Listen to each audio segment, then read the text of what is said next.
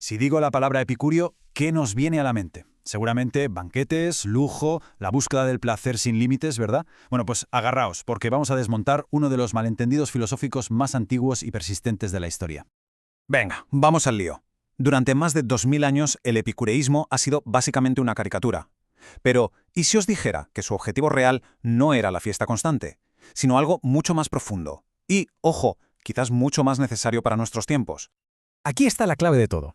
A la izquierda, el mito, lo que todo el mundo cree, hedonismo a tope. A la derecha, la realidad, una filosofía que busca la tranquilidad, la vida sencilla y, aquí viene la sorpresa, la amistad como el mayor de los placeres. El contraste es que es brutal. Nos enseña hasta qué punto se ha podido retorcer el mensaje original. Y ojo, que esto no es algo que nos inventemos ahora.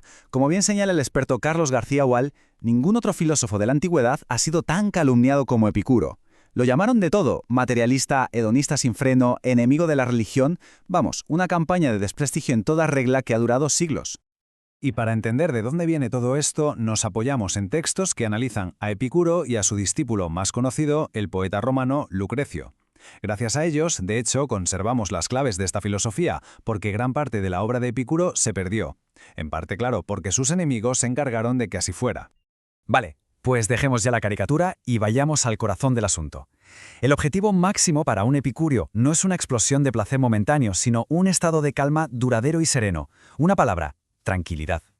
Es que Epicuro veía la filosofía como algo útil, algo práctico. Esta cita suya es demoledora. Vana es la palabra de aquel filósofo que no remedia ninguna dolencia del hombre. O sea, si la filosofía no te cura las angustias y los miedos, no sirve para nada. Era literalmente una medicina para el alma. Y aquí entra el primer concepto clave: ataraxia. Esto no es la felicidad eufórica de un subidón, no, es algo mucho más sutil y potente, un estado de calma total, sin perturbaciones mentales, sin miedos. Esa es la cima del placer para Epicuro, la tranquilidad del alma. Y para completar el pack, junto a la ataraxia, está la aponía, que significa ni más ni menos la ausencia de dolor físico. La combinación de las dos, una mente serena y un cuerpo sin dolor, eso, para Epicuro, era la felicidad perfecta. Así de simple y a la vez, qué profundo, ¿eh? Muy bien, pero ¿cómo se llega a ese estado? Pues Epicuro no se quedó solo en la teoría, desarrolló un método práctico. Una especie de receta para la buena vida que se conoce como el tetrafarmacos o el remedio cuádruple. Y aquí lo tenemos. 4 principios, 4 pildoritas para liberarnos de las mayores ansiedades de la vida. 1. No temer a los dioses. 2. No preocuparse por la muerte. 3. Lo bueno es fácil de conseguir. Y 4. Lo terrible es fácil de soportar. Vamos a verlos por encima. El primero, fuera el miedo a los dioses. Epicuro pensaba que los dioses existían, sí, pero que eran seres perfectos, en su propio estado de ataraxia total, y que no se preocupaban para nada de los asuntos humanos. Así que, ¿por qué temer su ira o sus castigos? Son un modelo de tranquilidad, no unos jueces a los que tener pánico. El segundo punto es, probablemente el más famoso de todos. Epicuro zanja el miedo a la muerte con una lógica que es aplastante.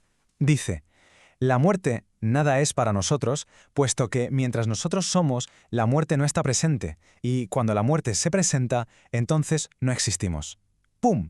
Es un argumento redondo. No podemos experimentar la muerte, así que no hay nada que temer.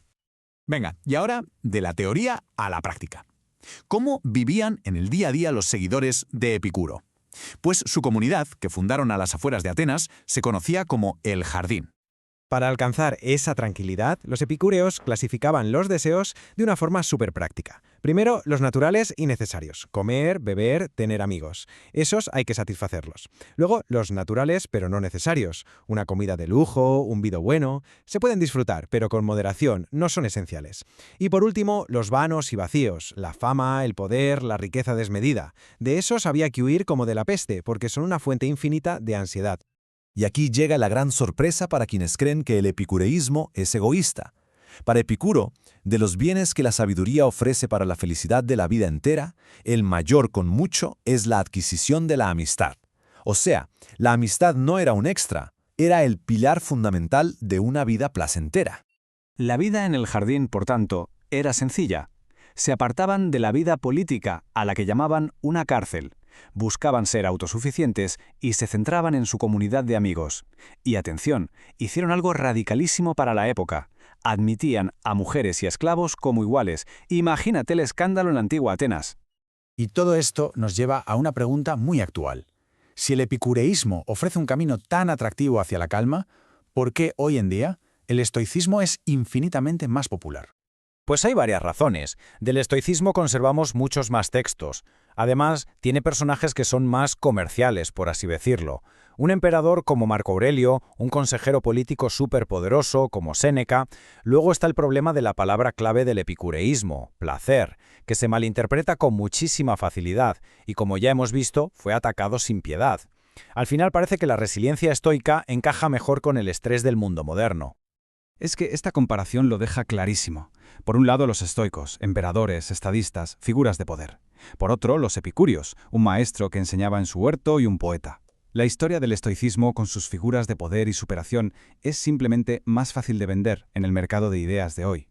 Así que el quid de la cuestión es un problema de lenguaje. Hoy la palabra placer está cargadísima de connotaciones de gratificación instantánea, de subidones de dopamina, que es justo aquello contra lo que nos advertía Epicuro. Su placer no tenía nada que ver con eso. El objetivo de Epicuro no era el chute efímero de un me gusta en redes sociales o un atracón de comida basura, que a menudo, a largo plazo, nos traen más ansiedad y dolor. Su meta era otra cosa. El placer estable, el que dura, el que viene de tener una mente en calma, un cuerpo sano y la compañía de amigos de verdad. Un tipo de placer mucho menos espectacular, es verdad, pero infinitamente más satisfactorio. Y esto nos deja con una pregunta final para reflexionar. En un mundo de conexión constante y deseos infinitos, diseñado para darnos pequeños chutes de placer efímero, ¿no será que el mayor placer, el placer verdaderamente epicúreo, es simplemente desconectar?